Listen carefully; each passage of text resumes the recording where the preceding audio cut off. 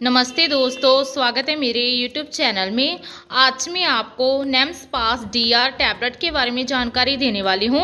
हम इस वीडियो में जानेंगे कि इसमें क्या कंपोजिशन पाए गए हैं, उनका वर्क क्या है, इनको किन कंडीशन में पेशेंट में यूज़ किया जा सकता है, इसकी प्रॉपर डोज क्या है, इसके साइड इफेक्ट्स क्या हैं और इसकी सेफ्टी एडवाइस क्या है। चलिए वीडियो को शुरू कर लेते हैं। सबसे पहले हम जानते हैं कि जो नेम्सपास DR टैबलेट है इसमें क्या कंपोजिशन पाए गए हैं। जो नेम्सपास DR टैबलेट है इसमें मेफेनिमिक एसिड एंड ड्रोटाविराइन हाइड्रोक्लोराइड पाया गया है। इसकी मात्रा की बात करें तो इसमें जो मेफेनिमिक एसिड है ये 250 mg मीन्स 250 mg पाया गया है और दूसरा इसमें जो ड्रोटाविराइन हाइड्रोक्लोराइड है ये 80 mg मीन्स 80 mg पाया गया है और ये पिल कंपनी द्वारा मैन्युफैक्चरिंग किया गया है। इसके प्राइस की बात करें तो इसका जो प्राइस है वो है मात्र 93 रुपीज़, 93 रुपीज़। अंदर से पैकिंग की बात करें तो आपको इसकी 1 स्टिप में 10 टैबलेट्स अवेलेबल हो जाएंगी। चलिए अब हम इसके वर्क के बारे में जानते हैं कि इसमें जो कॉम्पोजिशन पाए गए हैं उनका वर्क क्या है। जो नेम्सपास DR टैबलेट है ये 2 कॉम्पोजिशन में मिलने वाली मेडिसिन है, मेफेनिमिक एसिड एंड ड्रोटाविराइन। इसमें जो ड्रोटाविराइन है ये एक एंटी स्पाज्मोडिक मेडिसिन है जो कि रिलीफ दिलाती है कॉन्ट्रैक्शंस मीन स्पाज्म से, जो कि अब्डोमेन में स्मूथ मसल्स की वजह से होता है। और दूसरा इसमें जो मेफेनिमिक एसिड है ये एक non steroid anti inflammatory drug है जिसे कि हम नसेड्स भी कहते हैं। ये काम क्या करती है, ब्लॉक करती है कुछ केमिकल मैसेंजर्स को जिसके कारण पेट में दर्द और इन्फ्लामेशन मीन स्वेलिंग होती है। चलिए अब हम इसके सब्स्टिट्यूट्स के बारे में जान लेते हैं। ज़्यादातर मार्केट में मिलने वाले इसके सब्स्टिट्यूट्स हैं ज़ीरोडोल SP, ड्लोविनस्पान, लाइका लैबोरेटरीज एंड माइक्रोलैब्स। आपको इन ब्रांड से ये टैबलेट अवेलेबल मार्केट में हो जाएगी। चलिए अब हम इसके यूजेस के बारे में जान लेते हैं कि इसे किन कंडीशन में पेशेंट में यूज़ किया जा सकता है। जो नेम्सपास DR टैबलेट है इसका यूज़ अब्डोमिनल पेन मीन्स किसी पेशेंट के स्टमक में पेट में दर्द हो रहा है तो उससे रिलीफ दिलाने के लिए इसका यूज़ किया जा सकता है। या फिर पेशेंट को स्पाज्मोटिक डिस्मेनोरिया हुआ है मीन्स पीरियड्स के ड्यूरिंग पेशेंट को पेट में दर्द हो रहा है, पेन हो रही है तो उससे भी ये राहत दिलाता है। या फिर किसी पेशेंट के ब्लॉटिंग और abdominal cramps due to acidity और गैस की वजह से पड़ रहे हैं तो उसके ड्यूरिंग भी इसका यूज़ किया जा सकता है। या फिर पेशेंट को लोअर बैक पेन हो रही है तो उससे भी ये रिलीफ दिलाता है। या फिर पेशेंट को ड्यूरिंग डायरिया मीन्स दस्त लगे हैं उसके दौरान पेशेंट को पेन हो रही है, मरोड़ पड़ रहे हैं तो उससे भी ये रिलीफ दिलाता है। या फिर इस टैबलेट का use GIT infection means gastro intestinal tract की इन्फेक्शन हो गई है तो उसके ड्यूरिंग भी इसका यूज़ किया जा सकता है।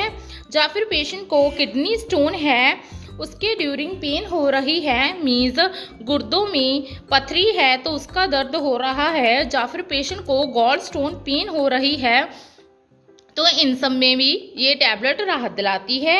या फिर पेशेंट के स्टमक अल्सर हैं तो उसके ड्यूरिंग होने वाले दर्द को भी ये ठीक करती है। या फिर पेशेंट को अपेंडिसाइटिस पेन हो रही है मीन्स अपेंडिक्स की इन्फ्लामेशन हो गई है उसके ड्यूरिंग होने वाले दर्द को ये ठीक करती है। या फिर किसी पेशेंट को इरिटेबल बॉवल सिंड्रोम की डिसीज है, बीमारी है तो उसके ड्यूरिंग भी होने वाले दर्द को ये ठीक करती है। चलिए अब हम इसकी डोज के बारे में जान लेते हैं। जो नेम्सपास DR टैबलेट है इसकी जो डोज और ड्यूरेशन होती है वो पेशेंट की एज, सेक्स और बॉडी वेट पर डिपेंड करती है।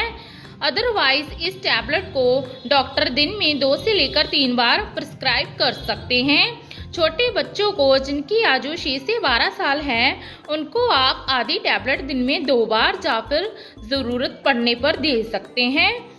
इस टैबलेट को 3 से 5 दिन तक आप पेशेंट को दे सकते हैं। ड्यूरिंग प्रेगनेंसी फर्स्ट ट्राइमेस्टर में इस टैबलेट को अवॉइड करना है, अदरवाइज डॉक्टर की कंसल्टेशन द्वारा आप इस टैबलेट को ले सकते हैं। इस टैबलेट को हमेशा खाना खाने के बाद 1 ग्लास ऑफ वाटर के साथ आप ले सकते हैं। कभी भी इस टैबलेट को तोड़कर चबाकर नहीं खाना है, अदरवाइज इसकी जो डोज है वो आपकी मेडिकल कंडीशन पर भी डिपेंड करती है। चलिए हम इसके साइड इफेक्ट्स के बारे में जान लेते हैं। इसके साइड इफेक्ट्स हैं ब्रेथलेसनेस होना मीन्स सांस लेने में दिक्कत आना, इनडाइजेशन होना मीन्स बदहजमी होना, दस्त लगना, उल्टी आना, मतली आना, भूख कम लगना, मुंह का सूखना, या फिर डिजीनेसनेस महसूस होना, या फिर सीने में जलन होना। ये जो साइड इफेक्ट हैं ये कुछ ही समय के बाद खुद ही सबसाइड हो जाते हैं, लेकिन अगर आपको ये साइड इफेक्ट गंभीर रूप में नजर आए तो अपने नियरली डॉक्टर के साथ संपर्क जरूर करें।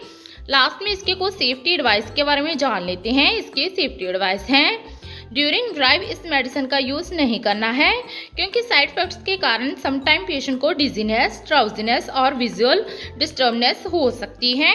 अवॉइड करना है अल्कोहल कंज्यूमिंग को ड्यूरिंग दिस मेडिसिन मीन्स जब आप इस मेडिसिन का यूज कर रहे हैं तब आपने अल्कोहल का सेवन नहीं करना है। इससे पेशेंट को स्टमक में सीरियस प्रॉब्लम्स हो सकती हैं।